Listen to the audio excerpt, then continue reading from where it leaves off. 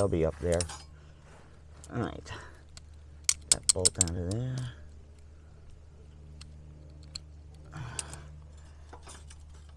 Alright, so the skid plate is dropped.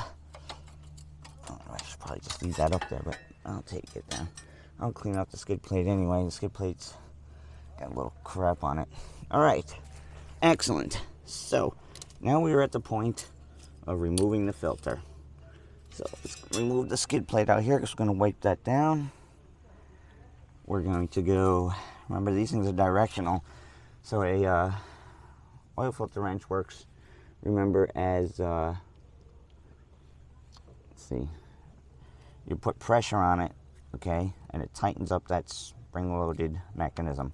So an oil filter here, it's going to go this way to loosen, lefty-loosey, righty-tighty. So let me get something to put under this, get the other filter ready, and I'll be right back. Yeah, I make a lot of noises. I think I'm getting old. Possibly. Yes, you are. So, well, my son said I am. So, alright. So we got pig mats. You can throw some of them under there. I'm going to collect what comes out. Dispose of it. So, here we go. Filter removal. Like I said, on mine, they didn't get a lot out. So let's hope we don't get a lot out.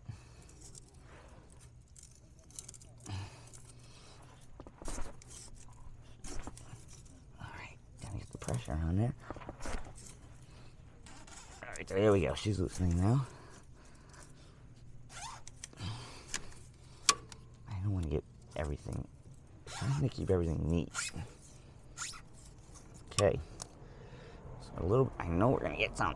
I want to get a little bit of the fluid that comes out. So I want to put some, like I said, fluid on the O-ring. So there we go. It looks very clean. So we're putting fluid on the O-ring. Now again, I'm going to want to wipe this down, so I better get me a rag. Jaden, are you over there? Can you give Daddy a rag? You, please? Daddy's under the machine. Huh? Thank you, bud. So everything original on the tractor, like filters, are gray. So they're probably, alright, so they're, it's probably how they know if you've changed them or not, by taking paint, having everything gray from the factory. So that's great. So the only thing that's coming out is really pretty much what's in the filter. Yeah, see, I wouldn't have had enough room if I left that skid plate on. Alright.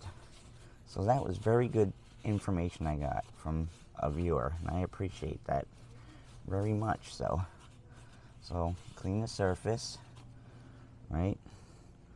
Put lube around the O-ring there. And let's get the new one on. This is good. This is good. I feel better getting this one changed. I'm glad I was grateful for that comment. So, now remember, we get this snug, then you only need like a quarter turn. So I hand tighten it pretty much as I can, just like that.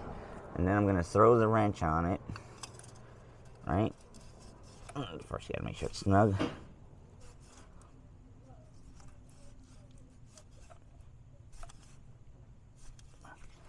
One more little turn. There we go. That should be more than enough. All right. Now, with that said, we're going to put some anti-seize on these bolts, okay? And next thing we're going to do is just put back on the skid plate. So, that's how you change the rear HST filter on a Kubota BX23S. It was very, well, the hardest part was just removing the skid plate because the bolts were painted and new. So anyways, it's Orange Life, done drooling. I appreciate again the comment that I got because that really helped me a lot. I didn't know you could just change it without losing the fluid, so that was great to know. the fluid in it still looked clean. So there it is. That's the Kubota BX23S. So, right, let me get out from underneath the machine. So we will put the skid plate back on. Like I said, I made it easier this time. See, I rolled it up on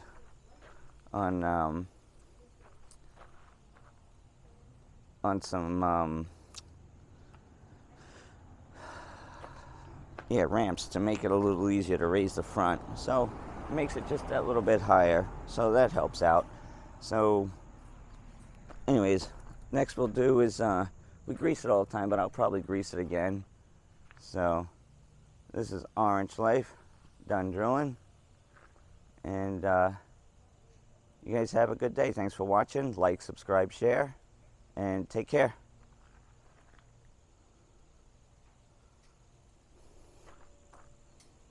All right, I gotta stop recording.